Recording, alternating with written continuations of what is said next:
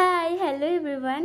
তো এখন সারাদিনই প্রায় বৃষ্টি পড়েই চলেছে, ঠিক আজকেও তেমনই আকাশের অবস্থা এই রকমই।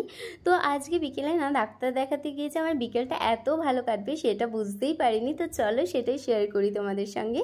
আর এখন হচ্ছে দুপুরবেলায়, তো দুপুরবেলা থেকে আমি ব্লগটা স্টার্ট করেছি। আর এই ওয়েদারে একটু আইসক্রিম খেতে মন করছিল, তাই সেটা অর্ডার করে নিয়েছিলাম। তারপরেই রেডি হয়ে গেছিলাম, ওই যে বললাম ডাক্তার দেখাতে যাব, আর নাম লেখানো অলরেডি হয়ে গেছে।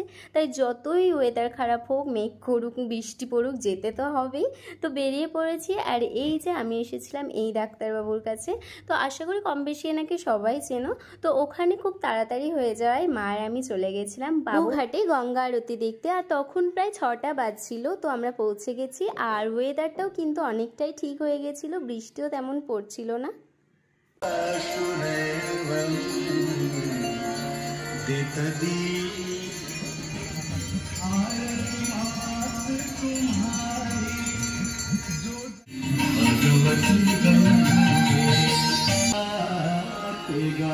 তারপরে সেখান থেকে চলে আসি মিষ্টির দোকানে, আর মিষ্টি নিয়ে এবার চলে যাই বাড়িতে।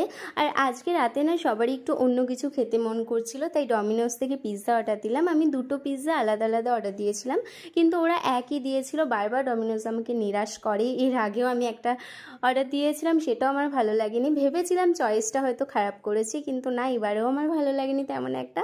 তো এর থেকে পিৎজা হাটের পিৎজাটাই আমার বেটার লেগেছে। তো যাই হোক, ব্লগটা এটুকুই, টাটা।